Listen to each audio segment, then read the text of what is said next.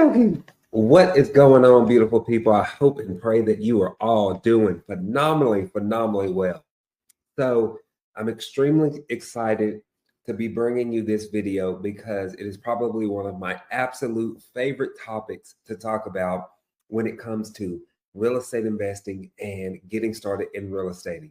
That is the actual negotiations, how to talk to sellers, my thought process on talking to sellers, and kind of my angle. So I'm really going to be sharing a lot of those things with you on this video today. But first, if you could subscribe, click the link, to share this stuff if anybody needs to hear this. And also, special announcement, let me get this out of the way. I am now offering my wholesaling boot camp completely for free.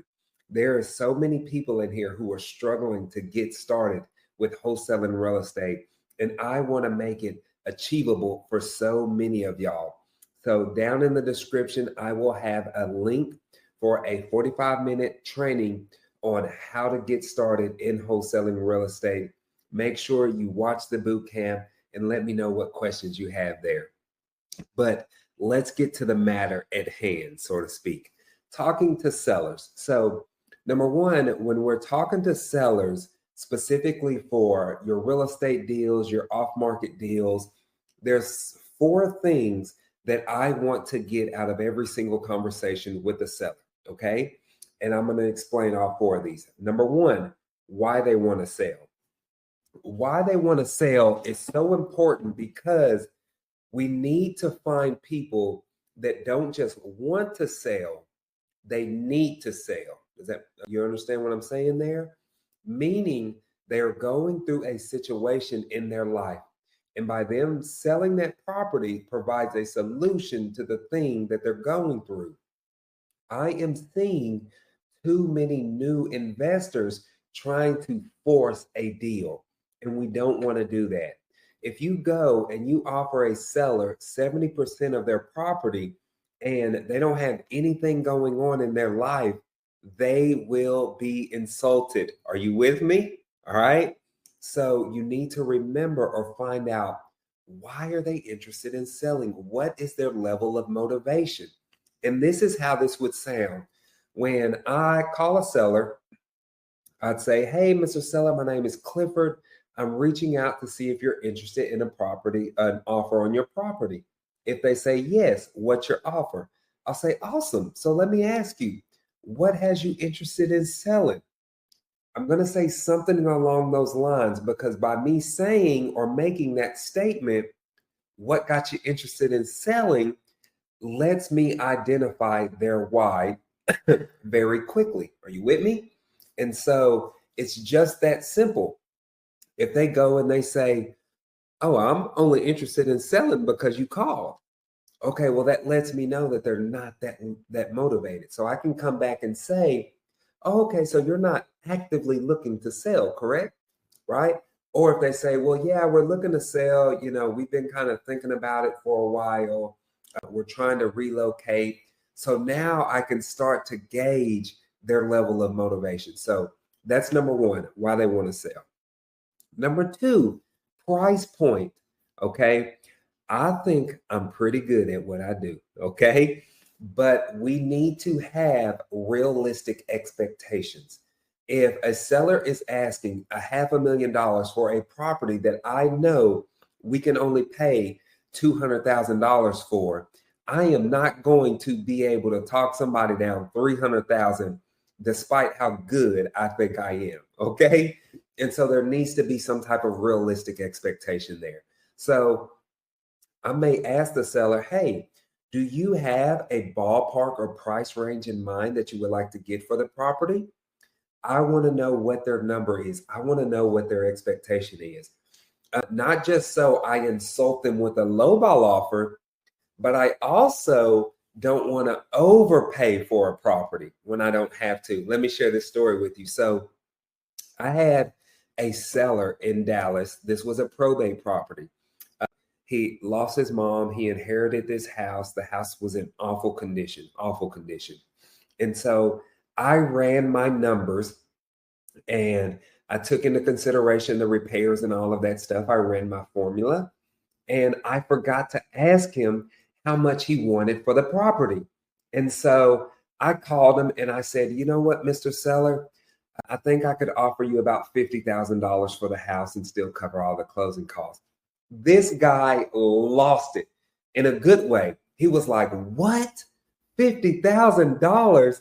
I didn't even think we would get 30,000 for this property. And I was just like really kicking myself in the tail because I ended up wholesaling that property for, 58,000. So I only made $8,000. Now, am I mad I only made $8,000? No, I'm not. Okay.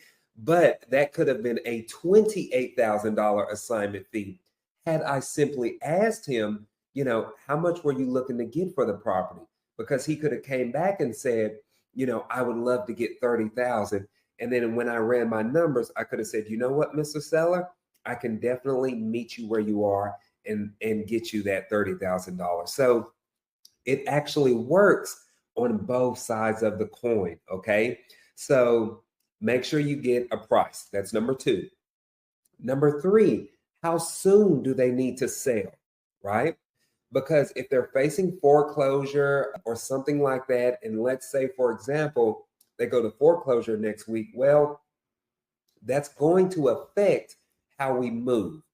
It can also affect the price because being able to close on a property at a certain price in 2 weeks is completely different from being able to get somebody to close on it in a week, right? We may even need it at a deeper discount because we're up against such a strict timeline.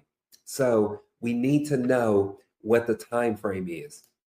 And then the fourth thing that I like to ask from a seller is the status of the property. That's kind of how I categorize it. And what I mean by this is the house vacant? Is it owner occupied? Are there tenants in place? Are there squatters in place?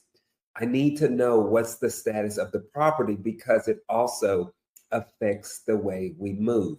If we have tenants in there, if we're going to do a wholesaling strategy on this property, well, guess what? We have to get in buyers over there to walk the property. We need to coordinate those things with the tenants that are in place. And so it just really affects the way that we move. But in a nutshell, when I'm asking these 4-pillar questions, the why they want to sell, the price, the how soon, the status, it's all through having a quality conversation. Okay. I'm not very scripty. I'm not a scripty person. I like to let the conversation flow as naturally as it can. If I called you right now and I said, hi, my name's Clifford, I'm reaching out about your property, like that's so impersonal. It sounds so robotic. And most of us can tell when somebody is just reading off of a script. Okay. None of these videos that I'm doing are scripted, right? I like to just let it flow as naturally as possible because I believe that people feel that genuine energy from you. I think it's a huge thing. I think it's a real thing. I really do. Right? So don't worry about having all of the perfect words to say, having all of the right things to say, right? Let your conversation flow naturally more than anything and build on that. Build rapport. Okay? Trust and rapport. That is the only way that people will do business with you. They need to like you and they need to trust you. And sometimes that can even take multiple conversations. Okay. And so I can even do another video if you like on following up and follow-up sequence and what that looks like. So let me know in the chat if that's something that you want to see. But in a nutshell, make sure you ask those 4-pillar questions when you're having quality conversation. So if it was of value to you, put a fire emoji or something in the comments, but I will chat with y'all soon. Later.